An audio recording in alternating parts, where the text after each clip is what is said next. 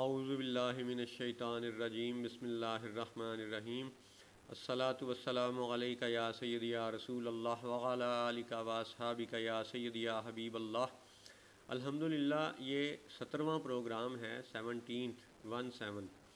17واں programme ہے اس عنوان پر کہ توحید اور کلمہ طیبہ کے چند حقائق۔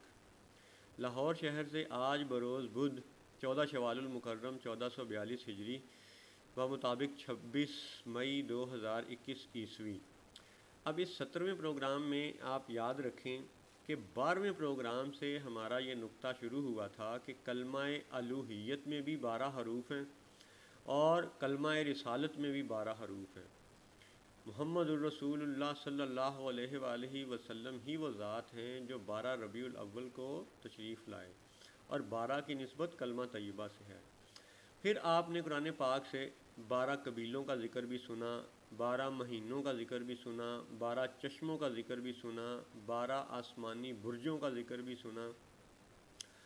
اب قرآن پاک میں 12 کے حوالے سے مزید کیا نشانیاں ہیں تو وہ بھی دیکھتے ہیں اور اللہ کے فضل سے مزید اپنے ایمان کی ترقی کی دعا مانگتے ہیں۔ یا اللہ اپنی پناہ میں رکھ، مدد شامل حال فرما۔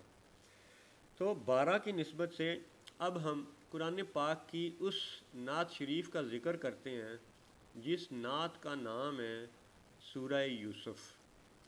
یاد رہے کہ سورہ یوسف قرآن پاک میں 12ویں سورت ہے ترتیب کے لحاظ سے۔ نزول کے لحاظ سے یہ 53 نمبر پہ ہے اور ترتیب کے لحاظ سے، تدوین کے لحاظ سے یہ 12ویں نمبر پہ ہے۔ اور لطف کی بات یہ ہے کہ سیدنا یوسف علیہ السلام 12 بھائی ہیں۔ اب 12 کی نسبت سے حضرت سیدنا یوسف علیہ السلام کا کون سا واقعہ ہے جو مزید 12 والی ذات کی طرف اشارہ کرتا ہے، تو اس کے لیے ہم قرآن پاک سے رہنمائی لیتے ہیں اور سب سے پہلے ہم اس واقعے کا ذکر کرتے ہیں۔ ہاں، پہلے بلکہ یوں ذکر کریں کہ سورہ یوسف ایک تو اس صورت میں نعت ہے، اس صورت میں حضور صلی اللہ علیہ وآلہ وسلم کے علم غیب کا ثبوت ہے کہ جب لوگوں نے حضور نبی کریم صلی اللہ علیہ وآلہ وسلم سے یہ پوچھا کہ ابراہیم علیہ السلام اور یعقوب علیہ السلام تو فلسطین میں رہنے والے تھے، تو یوسف علیہ السلام اور پھر ان کی آل اولاد مصر کیسے پہنچ گئی؟ یہ تو بہت لمبا چوڑا فاصلہ ہے، تو یہ کیسے وہ مصر چلے گئے؟ اب یہ سوال کب کیا جا رہا ہے؟ کئی ہزار سال بعد تشریف لانے والے حضور نبی کریم صلی اللہ علیہ وآلہ وسلم سے کیا جا رہا ہے۔ اور کیا اللہ کی شان ہے کہ اللہ تعالیٰ نے اس واقعے کو ایسی جزیات و تفصیلات کے ساتھ حضور کو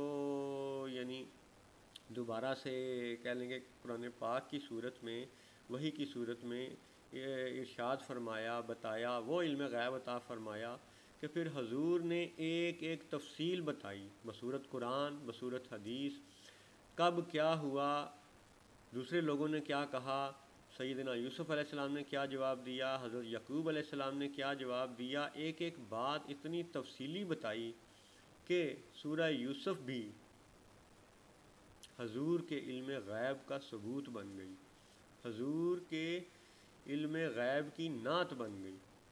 اب 12واں جو عدد ہے، 12 جو عدد ہے کلمہ رسالت میں، جو 12 عدد ہیں، حضرت یوسف علیہ السلام 12 بھائی ہیں اور یہ 12ویں صورت ہے۔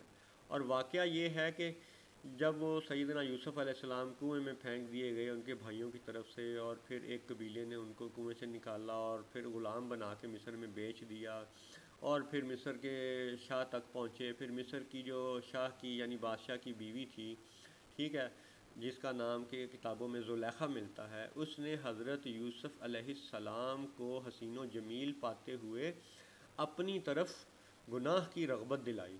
تو اب اس سیاق و سباق میں یہ قرآن پاک کی آیات آپ پڑھیں، تلاوت کریں، اور پھر صالحین کی شان بھی سنیں، صالحین کا قصیدہ بھی سنیں، اور محمد الرسول اللہ 12 ربیع الاول والی ذات کی نعت بھی سنیں۔ تو یہ جی سورہ یوسف کی آیات ہیں جی 22 نمبر سے لے کے 24 نمبر تک۔ اعوذ باللہ من الشیطان الرجیم وَلَمَّا بَلَغَ أَشُدَّهُ آتَيْنَاهُ حُکْمًا وَعِلْمًا وَكَذَلِكَ نَجْزِي الْمُحْسِنِينَ وَرَاوَدَتْهُ الَّتِي هُوَ فِي بَيْتِهَا عَن نَّفْسِهِ وَغَلَّقَتِ الْأَبْوَابَ وَقَالَتْ هَيْتَ لَكَ قَالَ مَعَاذَ اللَّهِ إِنَّهُ رَبِّي أَحْسَنَ مَثْوَايَ إِنَّهُ لَا يُفْلِحُ الظَّالِمُونَ وَلَقَدْ هَمَّتْ بِهِ وَهَمَّ بِهَا لَوْلَا أَن رَّأَىٰ بُرْهَانَ رَبِّهِ كَذَلِكَ لِنَصْرِفَ عَنْهُ السُّوءَ وَالْفَحْشَاءَ إِنَّهُ مِنْ عِبَادِنَا الْمُخْلَصِينَ۔ اب ان آیات کا ترجمہ آپ سنیں۔ اور جب اپنی پوری قوت کو پہنچا ہم نے اسے حکم اور علم عطا فرمایا، اور ہم ایسا ہی صلہ دیتے ہیں نیکوں کو۔ اور وہ جس عورت کے گھر میں تھا اس نے اسے لبھایا کہ اپنا آپا نہ روکے، اور دروازے سب بند کر دیے، اور بولی آؤ تمہیں سے کہتی ہوں۔ کہا اللہ کی پناہ، وہ عزیز تو میرا رب یعنی پرورش کرنے والا ہے، اس نے مجھے اچھی طرح رکھا، بے شک ظالموں کا بھلا نہیں ہوتا۔ اور بے شک عورت نے اس کا ارادہ کیا، اور وہ بھی عورت کا ارادہ کرتا اگر اپنے رب کی دلیل نہ دیکھ لیتا۔ ہم نے یوں ہی کیا کہ اس سے برائی اور بے حیائی کو پھیر دیا، بے شک وہ ہمارے چنے ہوئے بندوں میں سے ہے۔ یہ جی ترجمہ تھا سورہ یوسف کی آیات 22 سے 24 تک۔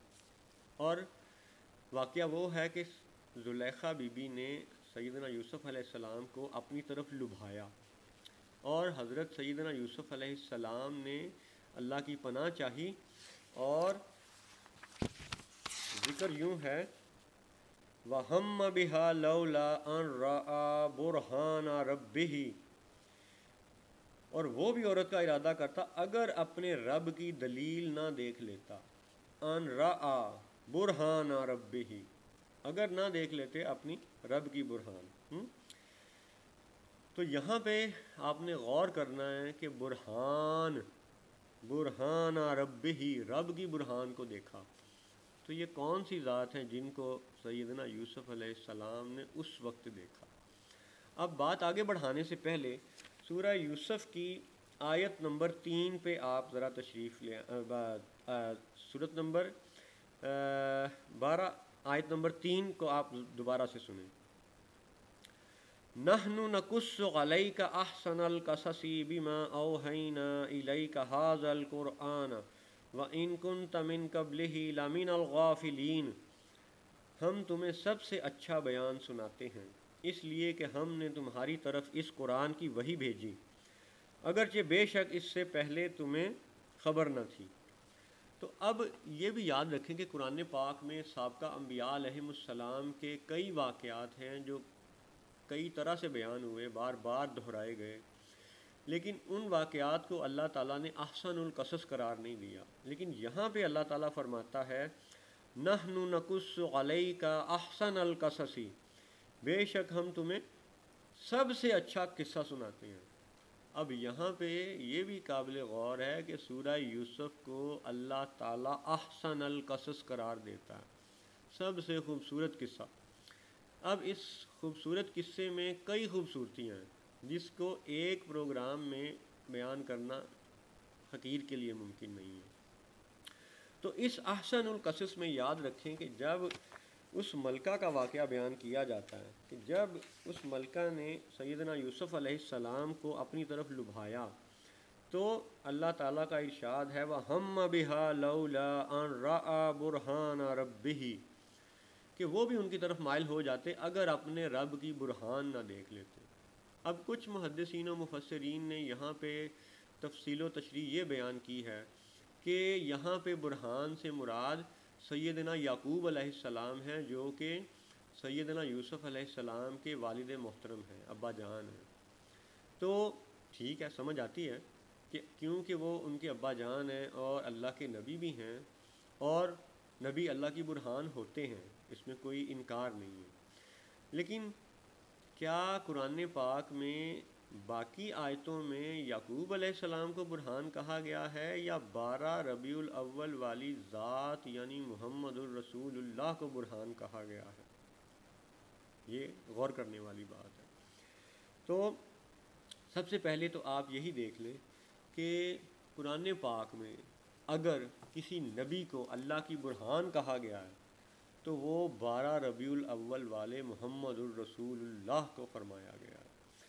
اب آپ غور کریں سورۃ النساء جو کہ قرآن پاک کی چوتھی سورت ہے، ٹھیک ہے، اور آیت نمبر یہ 174 ہے، اور یاد رہے کہ چوتھی صورت عدد 4، اللہ کے لفظ اللہ کے حرف 4، لفظ محمد کے حرف 4 جل جلالہ و صلی اللہ علیہ وسلم۔ تو سورۃ النساء کی آیت نمبر 174 میں یہ ارشاد فرمایا گیا، یا ایھا الناس قد جاءکم برہان من ربکم وانزلنا الیکم نورا مبینا۔ اے لوگو، بے شک تمہارے پاس اللہ کی طرف سے واضح دلیل آئی اور ہم نے تمہاری طرف روشن نور اتارا۔ تو اب یہ آیت قد جاءکم برہان من ربکم، اللہ کی برہان، رب کی برہان، کس کو قرار دیا گیا؟ یا ایھا الناس، سب لوگوں کے لیے۔ کس کو؟ محمد الرسول اللہ کو، جن کے متعلق فرمایا گیا وَأَنزَلْنَا إِلَيْكُمْ نُورًا مُبِينًا۔ تو حضور کے نور کا بھی ذکر ہوا اور حضور کے برہان ہونے کا بھی یہ نعتیہ انداز، نعتیہ کلام ارشاد ہوا۔ تو اب آپ یوں سوچیں کہ سورہ یوسف کو اگر ہزارہا سال بعد دائمی کلام اور دائمی کتاب قرآن کا حصہ بنایا گیا ہے تو یہ بے معنی نہیں ہے، یہ حکمتوں کے بغیر نہیں ہے۔ ایک حکمت تو یہ بھی ہے کہ قرب قیامت میں دجال کی پیروکار عورتیں بہت زیادہ ہوں گی، اور یہ بھی حضور نبی کریم صلی اللہ علیہ وآلہ وسلم کے علم غیب کا ثبوت ہے کہ احادیث سے ہمیں یہ پتہ چلتا ہے، ہمارے بزرگوں نے بھی ہمیں یہ بتایا تھا، بچپن میں ہم نے یہ سنا تھا کہ عورتیں کپڑے پہنیں گی مگر ننگی ہوں گی۔ تو تب ہمیں یہ بات سمجھ نہیں آتی تھی جب ہمارا اسکول کا وقت تھا۔ آج 2021 عیسوی کے ان فتنوں کے معاملوں میں اب ہمیں سمجھ آتی ہے کہ عورتیں کپڑے پہن کر بھی ننگی ہیں۔ تو عورتیں بہت بڑا فتنہ ثابت ہوں گی قرب قیامت میں، اور ہو رہی ہیں۔ بالیقین پانچوں انگلیاں برابر نہیں ہوتی اور ساری عورتیں بری نہیں ہیں، بڑی بڑی مومن عورتیں بھی ہیں۔ جناب سیدہ رابعہ بصری رضی اللہ تعالی عنہا جیسی خواتین ہیں، دیگر بہت یعنی نیک خواتین موجود ہیں، بالیقین وہ ہیں۔ لیکن سورہ یوسف میں زلیخا کا واقعہ ہزاروں سال بعد قرآن میں امر فرمایا جانا اس بات کا اشارہ ہے کہ قرب قیامت میں بہت سی عورتیں ایسی ہوں گی جو مردوں کو اپنی طرف لبھائیں گی، اور آج ہم دیکھتے ہیں کہ زنا کا اور گناہ کا وہ ماحول گرم ہے کہ واقعی عورتیں مردوں کو اپنی طرف لبھا رہی ہیں۔ ایسا نہیں ہے کہ مرد سارے فرشتے بن گئے ہیں، مرد بھی گناہ کر رہے ہیں، اللہ تعالیٰ اپنی پناہ میں رکھے، ہدایت عطا فرمائے۔ لیکن یہاں احسن القصص قرار دیا گیا سورہ یوسف کو، یہ بھی یاد رکھیں۔ اٹ مینس کہ قرب قیامت میں عورتیں ہی زیادہ لبھائیں گی، کیونکہ وہی دجال کی زیادہ پیروکار ہوں گی، کیونکہ وہ انہیں برابری کے خواب دکھائے گا، وہ انہیں آزادی کے خواب دکھائے گا۔ تو پھر جب عورتیں اپنی طرف لبھائیں گی تو بندہ بچے گا کیسے؟ پھر یہ سبق ہمیں دیا گیا سورہ یوسف میں۔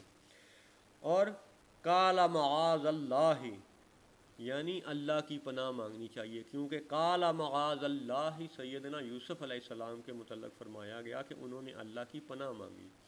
تو بالیقین جو گناہ کے وقت، گناہ کے اس وسوسے کے معاملے میں جو بندہ اللہ کی پناہ مانگے گا تو اللہ اپنے فضل سے اس کو اپنی پناہ میں لے گا۔ اگر پہلی نظر اچانک پڑ جائے تو نظر جھکا لینی چاہیے۔ جو بندہ نظر جھکا لے گا وہ زنا سے، گناہ سے بچ جائے گا۔ یہ اللہ کا بڑا کرم ہے، یہ اللہ کا ایک اہم وعدہ ہے۔ تو جو ٹک ٹک لگا کے باندھے یا پھر دیکھتا چلا جائے اور پھر اس کی طرف مائل ہوتا چلا جائے تو پھر وہ شیطان کے وسوسے میں گرفتار ہو جاتا ہے۔ یہاں پہ بھی پہلا سبق یہ ہے، قال معاذ اللہ، اللہ سے پناہ مانگو۔ اور پھر آگے جا کے فرمایا کہ سیدنا یوسف علیہ السلام اس خاتون زلیخا کے وسوسے سے اور شیطان کے وسوسے سے کس طرح بچے۔ فرمایا وَهَمَّ بِهَا لَوْلَا أَن رَأَى بُرْهَانَ رَبِّهِ، کہ اور وہ یوسف بھی عورت کا ارادہ کرتا اگر اپنے رب کی دلیل نہ دیکھ لیتا۔ تو یہ ایک بڑا اہم سبق ہے کہ قرب قیامت میں بھی گناہوں سے بچنے کے لیے، ٹھیک ہے، جو بندہ ایسے وقت میں، ایسے نازک لمحے میں رب کی برہان کا تصور کرے گا وہ اس گناہ سے اللہ کے فضل سے بچ جائے گا۔ یعنی سیدنا یوسف علیہ السلام کو اس لمحے حضور صلی اللہ علیہ وآلہ وسلم کا دیدار ہوا اور وہ اس دیدار کی برکت سے اس گناہ سے بچ گئے جس کی طرف وہ خاتون بلاتی تھی۔